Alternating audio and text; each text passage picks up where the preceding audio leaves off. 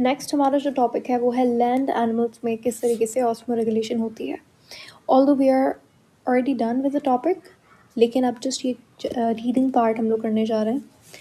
The threat of dehydration is a major issue problem जो land animals को रहती है वो डिहाइड्रेशन की रहती है। ठीक है, सो टेरेस्ट्रियल प्लांट्स के लिए और एनिमल्स के लिए सबसे बड़ा जो थ्रेट है वो डिहाइड्रेशन का एक मेजर प्रॉब्लम रहता है। So adaptations that reduce water loss are key to survival on land. तो इसीलिए इनके पास कुछ ऐसी adaptations होते हैं जिससे ये water loss को कम से कम करते हैं और उन्हीं की वजह से इनका survival possible होता है land पे। ठीक है, अगर आप plants की बात करो तो land plants के पास एक बहुत ही thick cuticle होती है। cuticle आपके पास leaf के ऊपर एक waxy layer होती है जो lipid से बनी हुई होती है। कौन से लिपिड से? सिंपल लिपिड से। वैक्स की यहाँ पे बात हो रही है, इसीलिए इन्होंने वैक्सी का वर्ड यूज़ किया हुआ है। ठीक है, तो वैक्स एक तरीके का सिंपल लिपिड होता है, तो ये इससे बनी हुई होती है। इसको क्यूटिकल कहते हैं। इसका काम होता है वाटर लॉस को रिड्यूस करना। ठीक है, और लीफ को एक तो प्रोटेक्शन भी देना, लेकिन जो मेजर इसका पर्पस होता है क्यूटिकल का वो वाटर लॉस को रिड्यूस करना होता है। उसके बाद अगर आप, ये तो हो गई प्लांट्स की बात, अगर आप टेरेस्ट्रियल एनिमल्स की बात करते हो तो एनिमल्स में आपके पास एक्सोस्केलेटन होता है कुछ एनिमल्स में, जैसे कि इंसेक्ट्स में आपको एक्सोस्केलेटन मिलता है। आर्थ्रोपोडा का जो ये इंसेक्टा जो ग्रुप है, मेजरली इनके पास एक्सोस्केलेटन होता है। एक्सो का मतलब बाहर, तो इनका जो स्केलेटन है वो बॉडी के बाहर होता है। सो ये हेल्प करता है डिहाइड्रेशन को फेस करने में। ह्यूमन की बात करो तो हमारे पास ऐसा कोई एक्सोस्केलेटन नहीं प्रेजेंट, हमारे पास एंडोस्केलेटन यानी कि बॉडी के अंदर, एंडो यानी कि इनसाइड। लेकिन हमारी बॉडी में जो लेयर का काम कर रही है, वाटर लॉस रिड्यूस करने का काम कर रही है, वो स्किन कर रही है। तो स्किन बनी हुई होती है केराटिनाइज्ड टिश्यूज से। ठीक है, और क्योंकि स्किन की सबसे अपर मोस्ट लेयर जो है वो डेड केराटिनाइज सेल से बनी हुई होती है, तो इसीलिए वो वाटर लॉस को रिड्यूस करती है बहुत अच्छे से। Okay, so many terrestrial animals specially desert dwellers are nocturnal. Nocturnal का मतलब ये होता है कि वो एनिमल्स जो कि दिन में मतलब उनका स्लीप साइकिल जो है वो हमसे बिल्कुल इन्वर्स होता है। वो दिन में सोते हैं, रात में जागते हैं, क्योंकि दिन में वाटर लॉस, क्योंकि सनलाइट की वजह से वाटर लॉस मैक्सिमम होने का चांसेस होता है। दिन में वो शेल्टर में रहते हैं, और रात जब होती है तो तब वही एनिमल्स क्या करते हैं, बाहर आते हैं एंड खाना वगैरह सब कुछ वो रात में कर रहे होते हैं। तो ऐसे एनिमल्स को नॉक्टर्नल कहा जाता है। तो बहुत मतलब अगर आप डेजर्ट ड्वेलर्स की बात करो तो दे आर नॉक्टर्नल विच, तो ये हेल्प करता है वाटर लॉस को कम करने में, क्योंकि रात में टेम्परेचर लो रहता है और हायर ह्यूमिडिटी रहती है नाइट एयर की वजह से। इस तरीके से वो वाटर लॉस को फेस करता है। लेकिन इन सब अडेप्टेशंस के बावजूद जितने भी आपके पास टेरेस्ट्रियल एनिमल्स हैं उनमें वाटर लॉस के चांसेस फिर भी थोड़े बहुत रहते हैं, specially in routes like through urine या फिर फीसेस। उसके बाद अक्रॉस स्किन स्वेटिंग के थ्रू आपका बहुत ज़्यादा पानी लॉस होता है। स्वेट जो है वो 98 to 99% पानी का बना हुआ होता है। इसके बाद आप जो गैसेस एक्सचेंज करते हो वहाँ पे भी जैसे आपने इनहेल किया एयर, तो एयर को मॉइस्ट बना के एंड देन आप उसको लंग्स में भेजा जाता है। सो ये जो गैसेस एक्सचेंज ऑर्गन्स हैं और जो गैसेस एक्सचेंज सरफेसेस हैं, यहाँ पे भी वाटर रिक्वायर्ड होता है, जिसकी वजह से बॉडी में वाटर की डेफिशिएंसी आ सकती है। सो हम इस चीज़ को फिर मेंटेन कर रहे होते हैं by drinking a lot of water and by eating moist food, और फिर हम वाटर मेटाबॉलिकली भी बना रहे होते हैं सेल्यूलर रेस्पिरेशन से। अब सेल्यूलर रेस्पिरेशन अगर किसी को नहीं पता तो आपने बायोएनर्जेटिक्स में फोटोसिंथेसिस पढ़ा है और सेल्यूलर रेस्पिरेशन पढ़ा है। सेल्यूलर रेस्पिरेशन फोटोसिंथेसिस का बिल्कुल ऑपोजिट होता है। तो हर ऑर्गेनिज्म 24/7, जब तक एक ऑर्गेनिज्म जिंदा है, सारे के सारे ऑर्गेनिजम्स में एक प्रोसेस होता है जिससे एटीपी बनाता है एक सेल। ठीक है, जैसे ही सेल्यूलर रेस्पिरेशन वाला प्रोसेस रुक गया, इसका मतलब द ऑर्गेनिज्म इज डेड। ठीक है, इसमें होता क्या है, इसमें आप ग्लूकोज को, जैसे C6H12O6 ये आ गया आपका ग्लूकोज, इसको आप ब्रेक डाउन कर रहे हो तो ऑक्सीजन की प्रेजेंस में, कभी कभी एब्सेंस में भी। ठीक है, और फिर आपको रिजल्ट में मिलता है एटीपी, केमिकल एनर्जी मिलती है एटीपी की फॉर्म में, और दूसरा आपके पास carbon dioxide oxide gas produce होती है जो आप एक्सेल कर देते हो अगर आप ह्यूमन की बात करो तो, ठीक है। और साथ में बनता है आपके पास पानी। तो ये जो पानी बना है यहाँ पे, तो ये मेटाबॉलिकली हमने सेल्यूलर रेस्पिरेशन से बनाया है ये पानी, ओके। तो इस पॉइंट का मतलब ये है। उसके बाद वो कहता है कुछ ऐसे डेजर्ट एनिमल्स हैं जो कि बहुत ही वेल एडेप्टेड होते हैं, डेजर्ट में बहुत ही ड्राई कंडीशंस रहती हैं, तो उसके लिए भी उनके पास स्पेशल अडेप्टेशंस होती हैं। If you talk about camels for example, they can tolerate a 7 degree rise in body temperature, ठीक है। तो हमारे पास बात करें तो हमारा नॉर्मल टेम्परेचर 36 to 37 रहता है, तो ये बहुत ही नैरो रेंज है, 2 डिग्री का रेंज है, ठीक है। हाँ 39 40 हो गया तो वो हमारे लिए फिर फीवर वाली कंडीशन हो जाएगी। कैमल्स में ऐसा नहीं होता, इनके पास 7 डिग्री राइज करने की एबिलिटी होती है। 7 डिग्री राइज का मतलब जैसे टेम्परेचर अगर 37 था, तो अगर 7 डिग्री और बढ़ा दिया तो वो कैमल उसको अच्छे से टॉलरेट कर सकता है। So this greatly reducing the amount of water loss in sweat production. तो इसीलिए इनमें स्वेट प्रोडक्शन कम होती है, जिसकी वजह से वाटर लॉस कम होता है। इसके बाद आपके पास डिज़र्ट में यहाँ पे लिखा हुआ नहीं, यहाँ पे नहीं लिखा हुआ, लेकिन ये भी पता होना चाहिए कि डिज़र्ट में आपके पास एक और ऑर्गेनिज्म होता है डेजर्ट में, जिसे कैंगरू रैट कहता है, ठीक है। कैंगरू रैट में क्या होता है, ये बहुत अच्छे से वाटर लॉस को टॉलरेट करता है, डिहाइड्रेशन को फेस करता है। कैसे? ये सरवाइव करता है, जो डेजर्ट प्लांट्स होते हैं उनके सीड्स पे, और ये क्या करता है, ये इन सीड का ब्रेक डाउन करता है, और इससे इसको मिलता है H2O, ठीक है। तो ये इसने पानी डायरेक्टली, इसको डेजर्ट में पानी नहीं मिल रहा, लेकिन इसने वो जो सीड प्लांट्स थे उनको मेटाबॉलिकली तोड़ के मेटाबॉलिकली इसने पानी बनाया, ठीक है। तो ये एक अडेप्टेशन हो गई। उसके बाद दोबारा से कैमल की बात हो रही है। They can loss 25% of their body water and survive, in contrast a human who loses half this amount of body water will die from heart failure. Camel की अगर आप बात करो तो वो 25% अपना बॉडी वाटर लॉस करने के बावजूद भी सर्वाइव कर सकता है। फॉर एग्जाम्पल एक बहुत ही पीक समर की बात हो रही है, ठीक है। इस कंडीशन में उस कैमल को पानी कहीं नहीं मिल रहा, तो यहाँ पे एक तो उसका बहुत टेम्परेचर बढ़ गया, एक्सटर्नल इन्वायरमेंट में टेम्परेचर काफ़ी बढ़ गया, 40 से वो टेम्परेचर आ गया 45 हो गया, 46 हो गया। तो कैमल इस चीज़ को अच्छे से टॉलरेट कर सकता है, ठीक है। अभी टेम्परेचर बढ़ने की वजह से चाहे कम ही सही, लेकिन उसकी बॉडी में स्वेट प्रोडक्शन टेम्परेचर के साथ थोड़ी थोड़ी बढ़ेगी। तो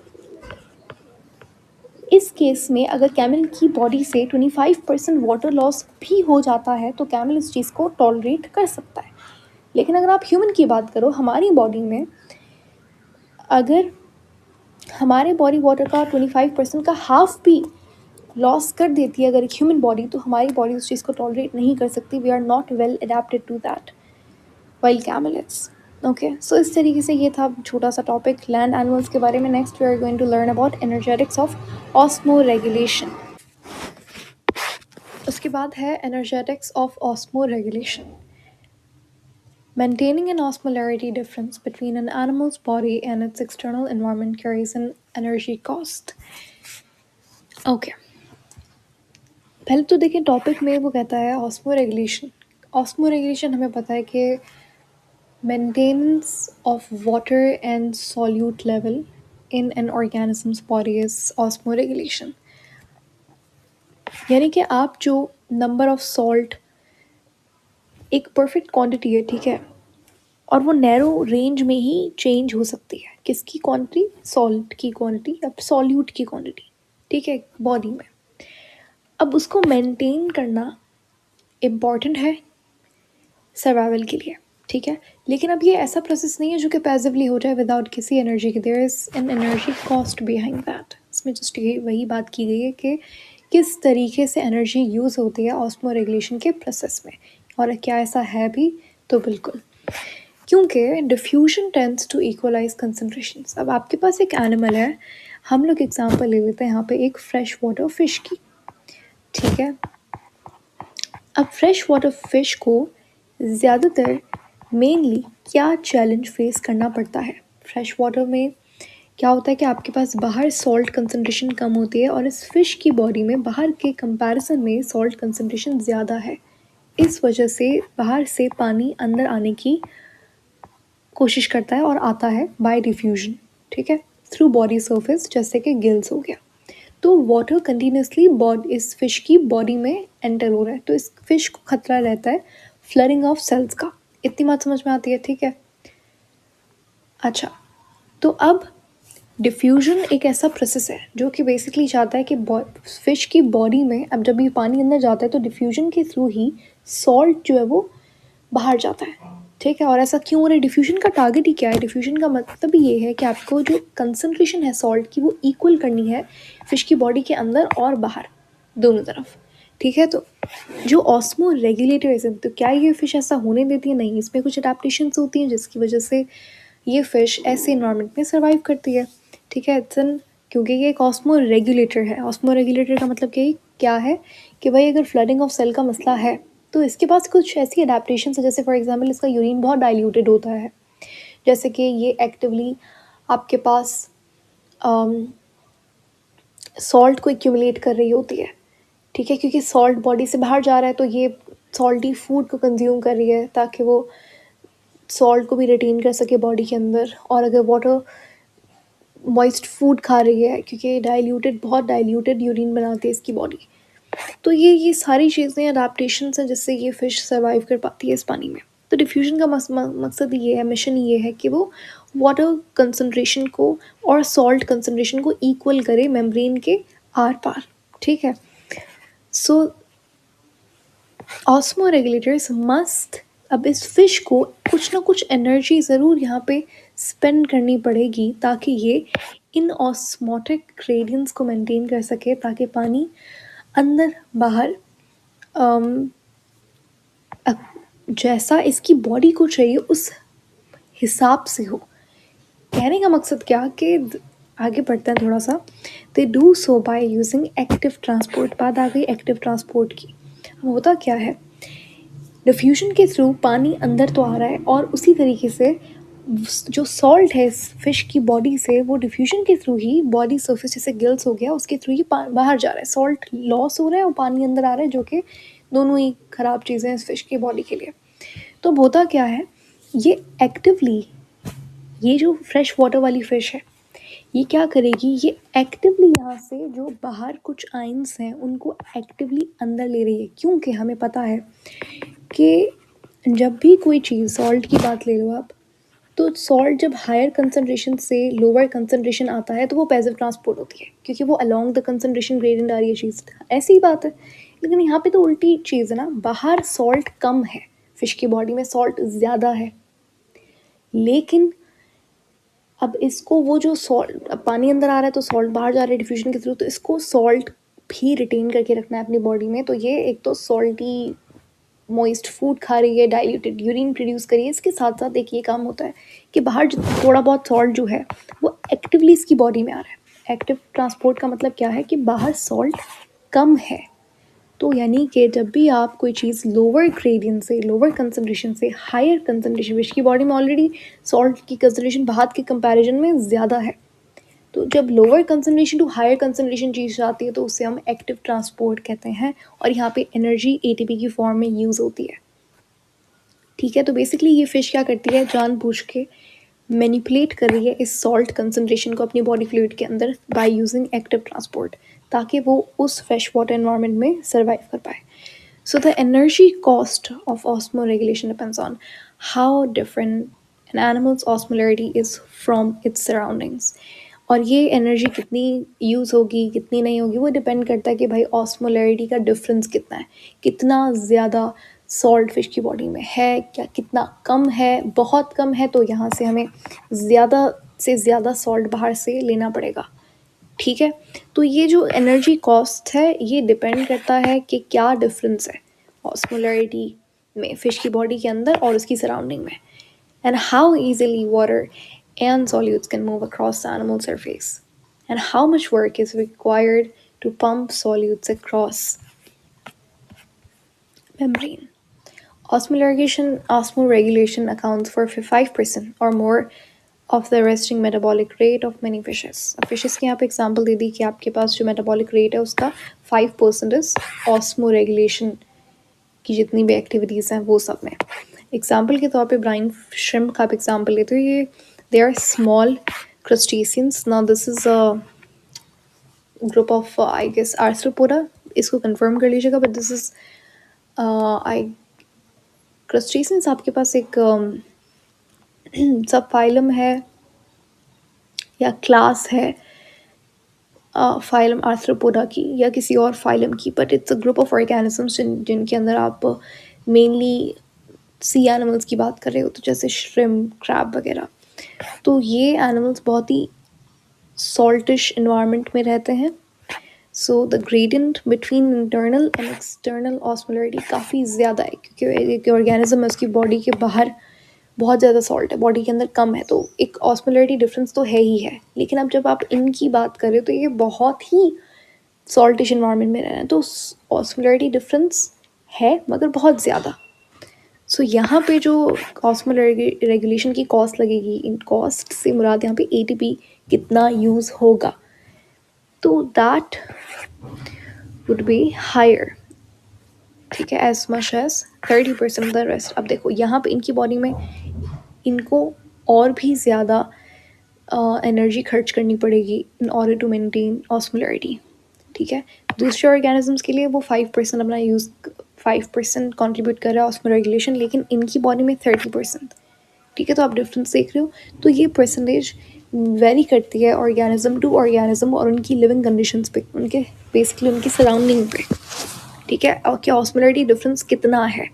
ठीक है, ज़्यादा है तो ज़्यादा एनर्जी कंज्यूम होगी, कम है तो कम एनर्जी कंज्यूम होगी. The energy cost to an animal of maintaining water and salt balance is minimized by having body fluids that are adapted to the salinity of the animal's habitat. तो ये energy cost है ये minimise होती है उस organism के body fluid की adaptability की वजह से, क्योंकि एक बॉडी फ्लूइड के पास एबिलिटी होती है कि वो जैसी एनिमल की हैबिटाट है उससे वो अडेप्ट कर ले, उतनी जल्दी वो सॉल्ट कंसनट्रेशन यानी कि सॉल्ट की क्वांटिटी कम ज़्यादा करे.